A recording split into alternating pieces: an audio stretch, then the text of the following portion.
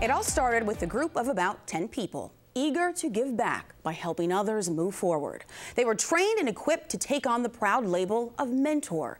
Their mentees, on the other hand, had a different type of label, one associated with a host of stigmas due to a troubled past. The mentors, Rochester residents. The mentees, ex-offenders returning to the community from time served behind bars. That small group was the first class of mentors for the Judicial Process Commission's Adult Mentoring Program. It launched more than 20 years ago. I recently spoke with a mentor and mentee matched by the JPC about their relationship and how it's influenced both of their lives. Take a look. I currently was in jail for 4 months. It was last year sometime, and that's how I heard about it. I just felt like that I was just like going down the wrong road. You know, I needed someone dear to me. I mean, there for me. You know, where I can like talk to someone about my problems. You know, because I feel like that I never really had that. This young lady got into some trouble. She has 2 children that she's trying to raise. That's a struggle within itself. But yet and still, she still had goals that she wanted to achieve, regardless of everything else that had happened.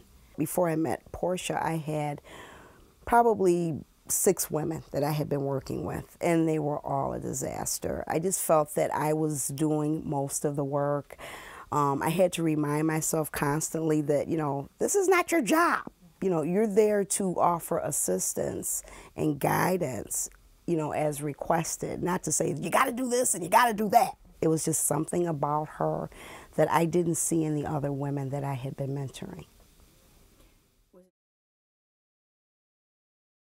She really helped me out by getting the job.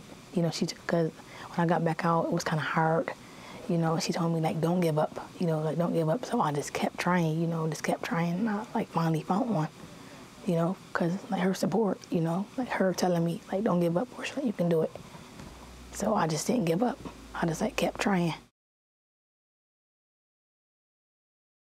The moment that you say, well, you know, I'm working with someone who has been in jail, people think the worst, you know.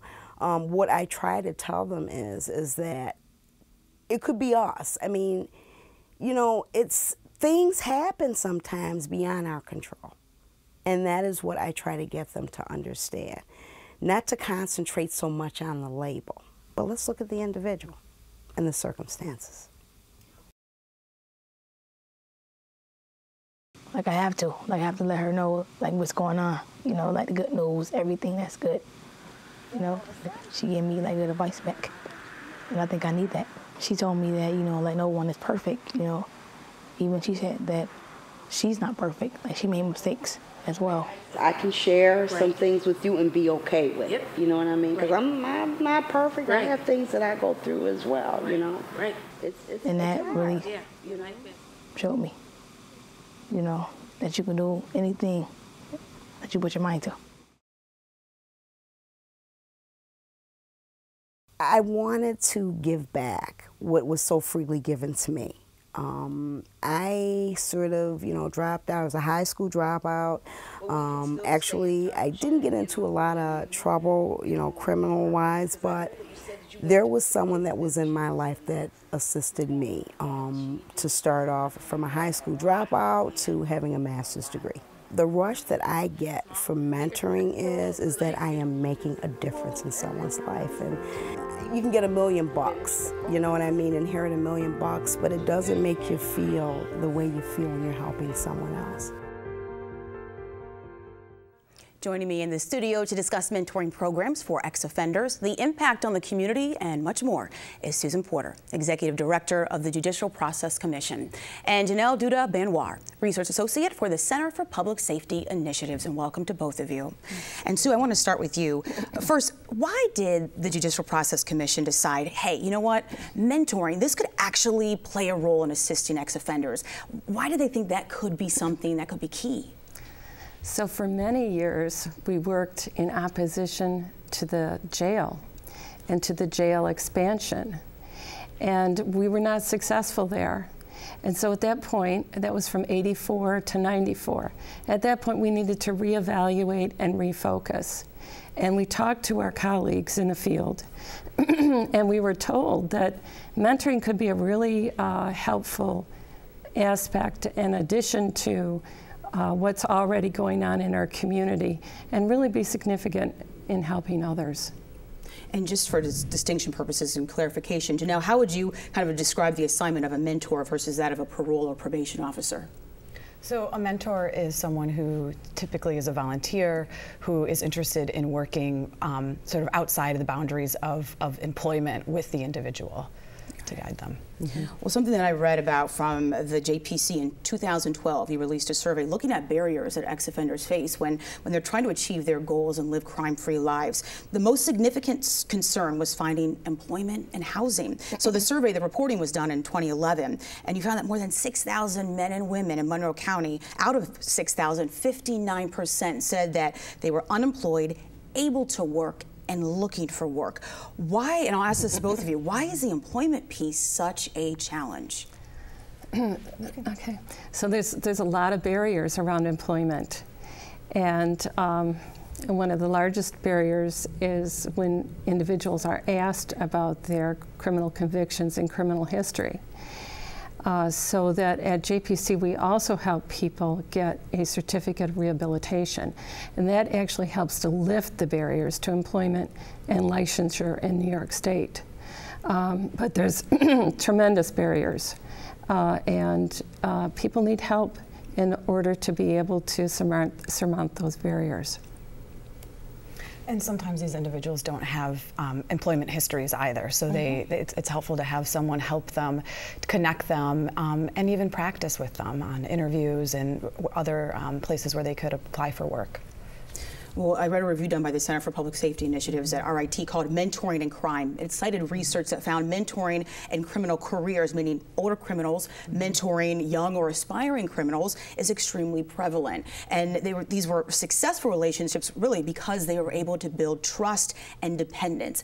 And I would imagine on the flip side, trust is key with the relationship building between mentors and ex-offenders. So if you can, Sue, talk to me a little bit about training, because I would imagine this trust building factors into the training process that you provide at JPC. Yeah, so we offer for free a hot meal, a manual, and experts from the community that for 8 hours work together to inform the trainees about the criminal justice system, the barriers that ex-offenders face, the communication skills that are needed, and the ways that they can build a trusting relationship.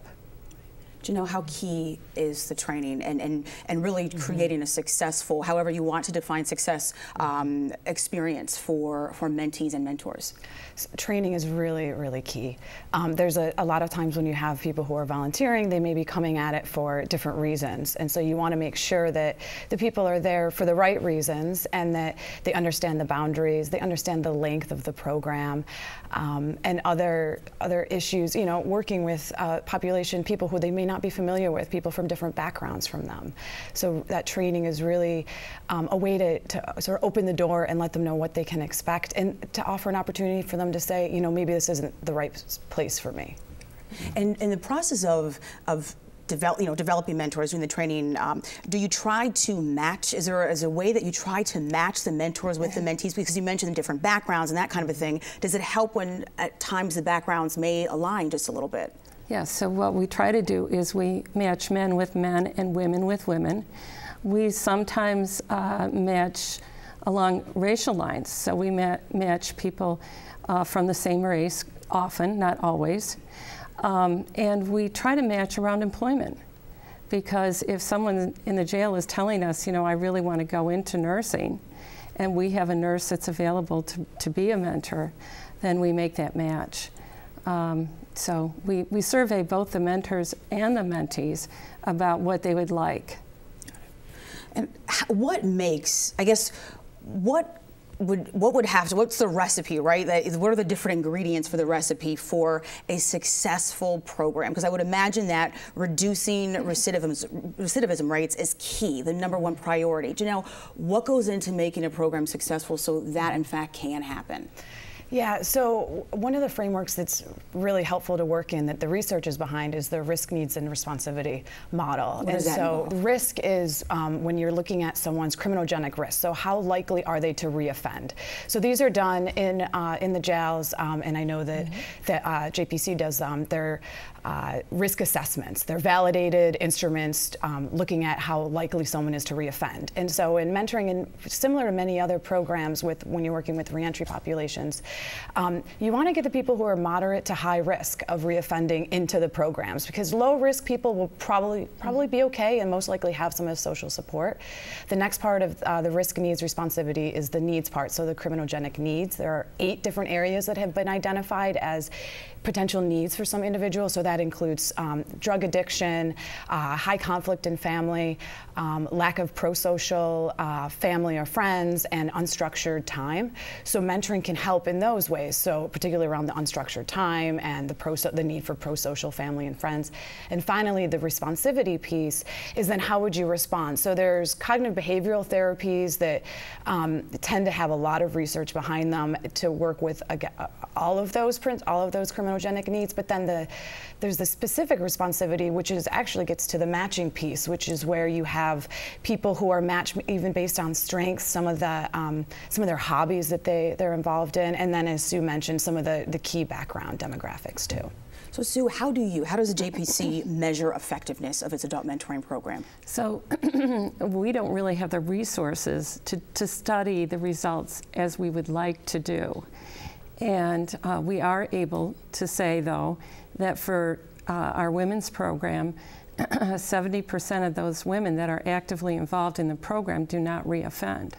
So that's a very strong piece. It's not as scientific as we would like, but it's what we can do at this time.